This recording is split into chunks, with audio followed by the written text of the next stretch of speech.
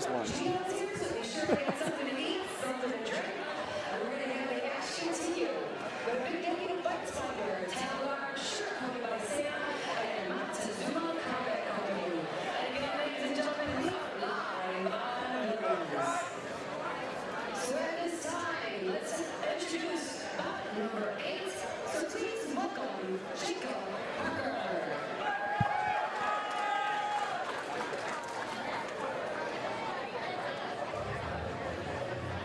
In steps Jacob Parker, this 175-pound catchweight bout.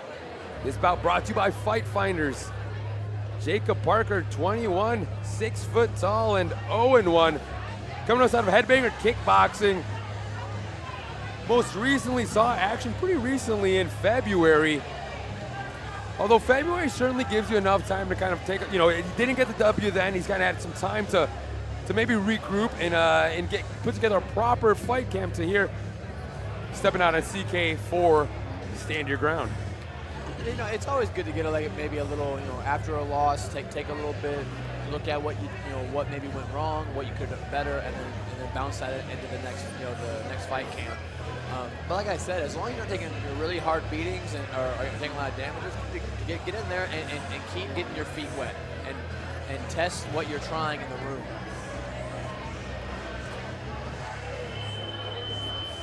Well, his opponent tonight is certainly somebody that has been able to kind of do something along those lines, and we'll talk about that momentarily. Let's go ahead and let Jacob Parker make his way into the cage.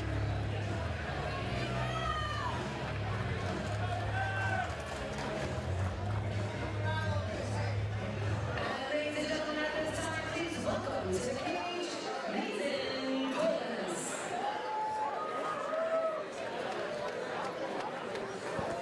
Here comes Mazin Polus, 24 years old, 6 foot tall. Currently 1-4 in mixed martial arts, but here's one of these guys that really recognizes that these amateur records don't matter as much. He's trying to get as much experience as possible. Kickboxing bouts under his belt, Muay Thai bouts under his belt, signing the dotted line to fight some guys that not a lot of people are willing to fight. From Antoine Bibbs to a fight that almost happened against Dominic Gallo. He's not afraid to sign the dotted line. He's seen the bigger picture. And I think that says a lot, and oftentimes it leads to seeing a proper evolution.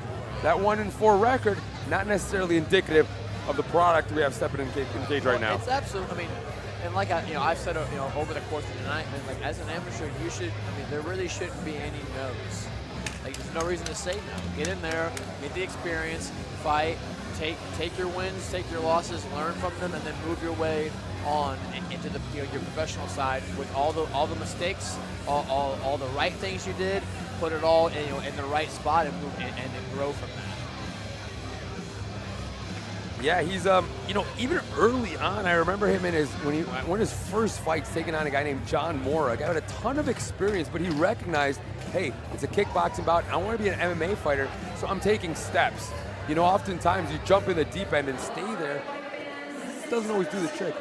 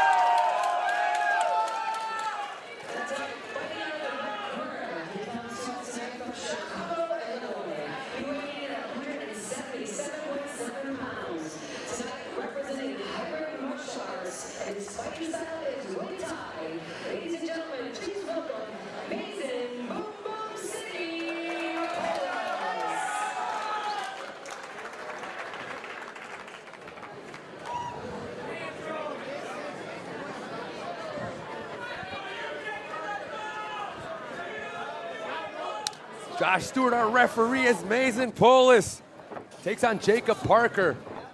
Polus identifying as a Muay Thai striker, taking on Parker out of Headbangers Kickboxing. We should have a striker's delight on our hands, guys. Always watching the strikers fights, they're so fun. Ooh, Big good left hand. Jacob.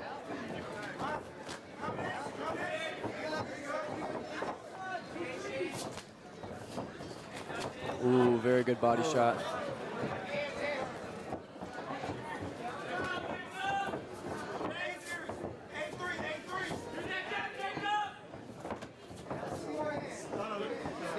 Early on, we're seeing Jacob Parker alternating between that I lead was just left and left, noticing. right. Yeah, Yep, yeah. he's switching stances a little bit. That's always frustrating as a guy trying to get a read in. They're constantly switching. You're changing the way you circle to stay away from danger, and it's constantly a little mind game you got to play with, and it's frustrating. And if you don't have somebody in the gym that's able to do that, which oftentimes Right, you don't, right, Dom? right. I mean, difficult to prepare for. Yeah, it's a tough spot to be because like most guys, are going to be your orthodox fighters for the most part. So you get used to moving against the orthodox guy, throwing his orthodox guy. But when you can go orthodox to southpaw, and it changes your whole flow up during a fight, it's tough. Well, and we always talk about circling away from the power hand, but how do you do that when in the moment, he can switch just like that? Right. You're circling the right way, and then bang, you're not. Right. Good body kick. It looks like we're going to have a Muay Thai bout in the 4-ounce gloves here. And guys, I'm here for it. Mazin very kick heavy. Yeah, a lot. Oh, nut shot. That one. That was clear as day. That one. That's a rough one. Throwing the inside, that's the scary part. Yeah, there's the chance of always catching that, even if it's just the tip of the Well, cup. cup or not. Yeah. It does it. People don't understand. They think you're wearing a cup. No, it's like wearing football pads and getting. It still hurts. And it don't always stay centered either. No. You know what I mean? No, I You know. catch it off the side, that's the worst. A cup will shift, move. And usually 5 minutes is enough, but it isn't always. It can, you've heard fighters complain that, these things, obviously they're errors, right? It was never meant to happen, but indeed it can change the trajectory of a fight, right, Dominic? It definitely does, yeah. Especially, I've seen it happen multiple times, guys, and you kind of just lose focus, you know what I mean? Because you're worried. When's the next time I'm going to catch another one? And then boom, big shot lands. Right. It's like you said, it's the focus. Suddenly, what you thought was going to be a 9-minute fight, well, now there's a break in the first round, and we got 4 minutes And your here. opponent's over here catching his breath. And it kind of can disrupt your flow or your groove. Absolutely. You're focused on recovering while he's over here really recovering. Or even like you're in the fight setting it up and you kick the nuts. And now you got to set traps again, kind of reset all that you were doing. And then the absolute worst case scenario is that they are indeed compromised going forward. Right. But it does look like Polus is, Coming shook right it back out out with some yeah, fire. Definitely. And it could almost like hinder like Jacob's like maybe now he's going to throw the inside kick less because he It's true. doesn't want to do it again. Right, that's a good point. I'm noticing this oblique kick from Mazin. Yeah, that oblique kick Those is are landing scary. a lot, and it's not fun. And you see he's dropping his hands just kind of to swat at it, and that can lead to a lot of openings. Yeah, it'll be interesting to see if Polus, catches that read. Ooh, beautiful Good slip counter. and rip there, yes. Nice oblique from Jacob himself. Good knee. These boys are here to strike. Ooh. Good body kick. Big right hand. Continuing to go orthodox to southpaw is Parker. Nice body kick from Mazin.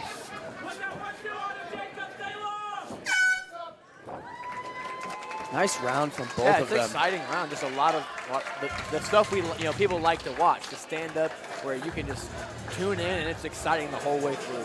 Yeah, and you know what? I will say it does look like Polus was able to gather his bearings, and no pun intended, after that, after that low kick.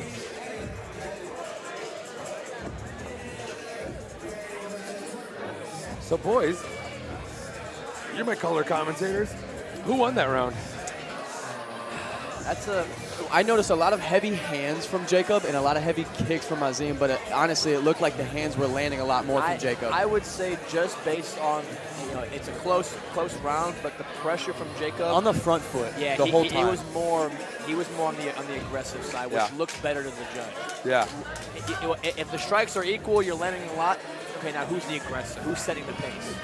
And I think Jacob did that. Controlling the center more. Now, it's a tough round to score because it was really equal. Right. But Jacob was really pushing the pace.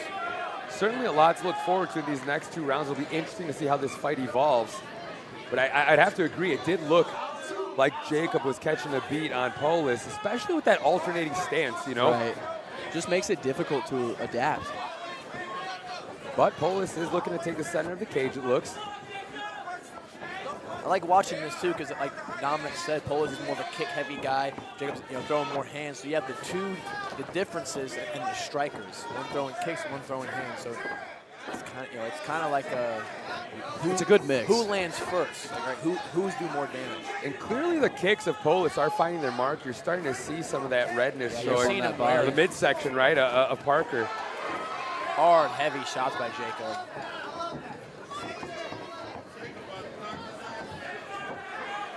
Good cross check there. Yeah, good catch and return. Yeah.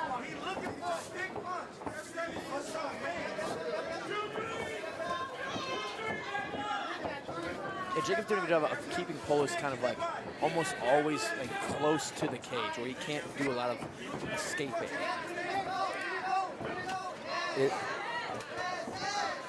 It also looks, it feels like Parker's starting to, of course, I was about to put my foot in my mouth.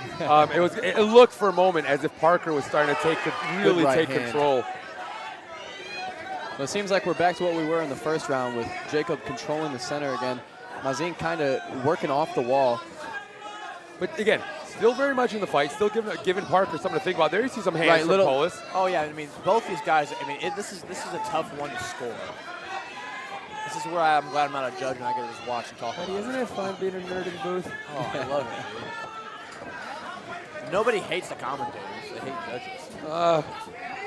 Yeah, that is not true. That's not true. I take that Ooh, back. I Oh, like big that left overhand.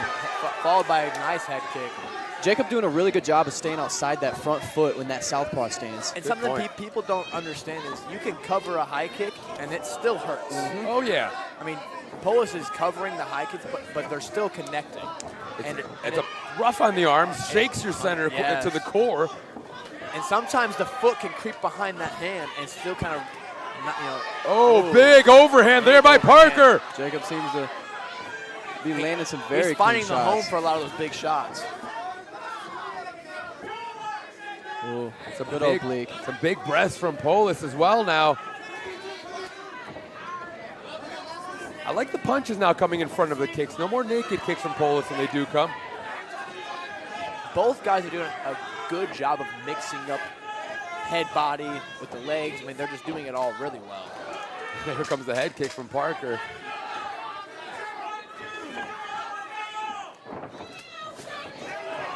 Yeah, these boys are here to throw.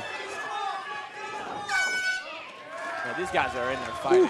Again, I'd have to give that one to Parker. Good control in the center and very good job of mixing up and staying outside of the front I think he foot. just landed the better strikes. Yeah. And again, the pressure and the control of the cage. When I think we remember the one strike that had Polus on the cage there, I think that was very damaging, and I think that that's more so what the judges are going to be looking for.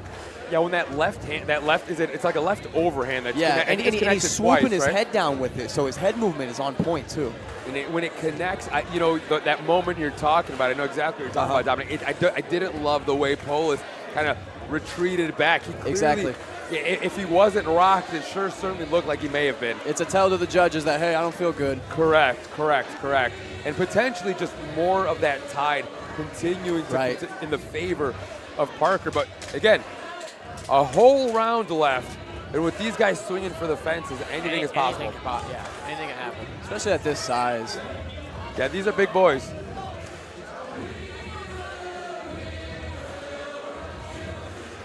And a really good pace the whole fight so far. For sure, yeah. And Not a lot of dull nobody moments. backing off, really. No.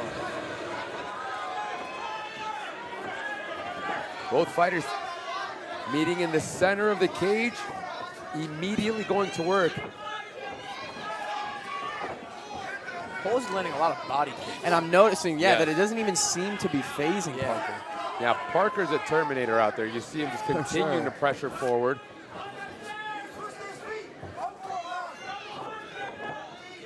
You hear the corner calling for him to go for it when he switches the feet. It's hard to do. Oh, good right hand there. Well, he went body, head, and both landed very A well. left to the body and a right hand upstairs, connecting for Parker. when you have him on the cage like that, there shouldn't be any room given up. Yeah, Parker's kind of like Letting him work off the cage. Like right here, you got it. You got right here, he stays there. and then he kind of He kind backs up. of gives the back foot. Good right hand. And I mean, at this point in the fight, you got to wonder, how are these guys' gas tanks feeling right now? Right, both of them have very good output, but you got to, again, you wonder how much gas remains in the tank. But with this being the third and final round, you can imagine they're both going to leave it all out there. For sure. Hard kick. Still throwing with killer's intent.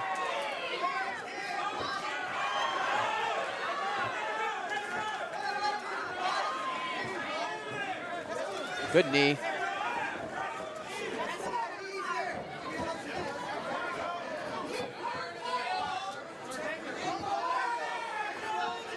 The coaches of Jacob Parker imploring him to continue to come forward with those hands. He's had so much success coming right down the pipe. Ooh, good body knee.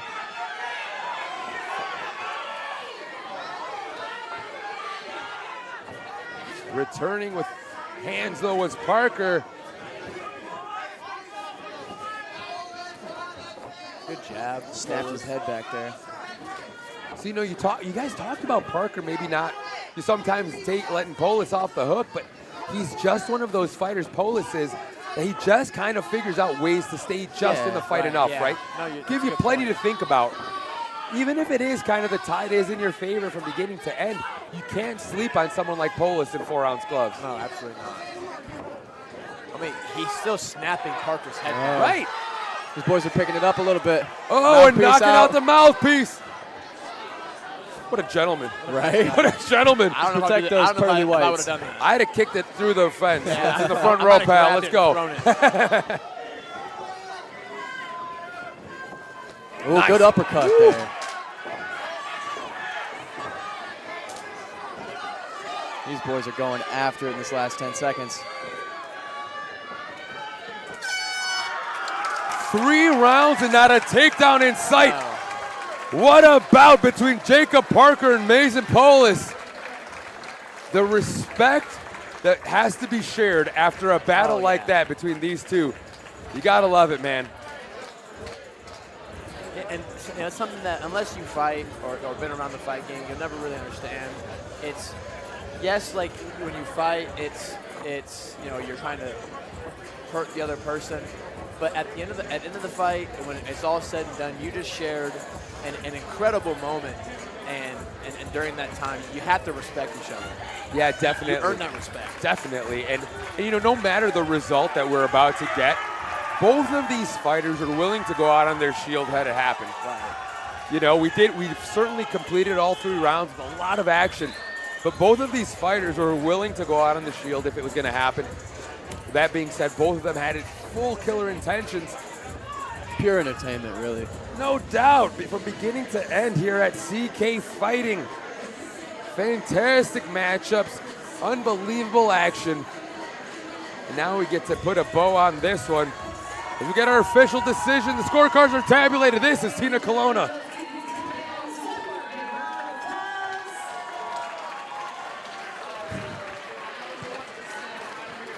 Ladies and gentlemen, in the super welterweight division, our winner tonight by unanimous decision by a score of 29-28.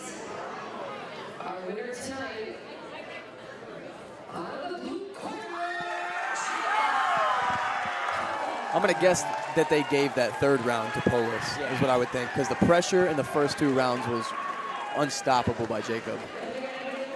Which goes to, again, like we kind of talked about the whole bout, Those Jacob tides- was doing a good job, but Polus, If you just keep pressing forward at some point, something's got to give. absolutely.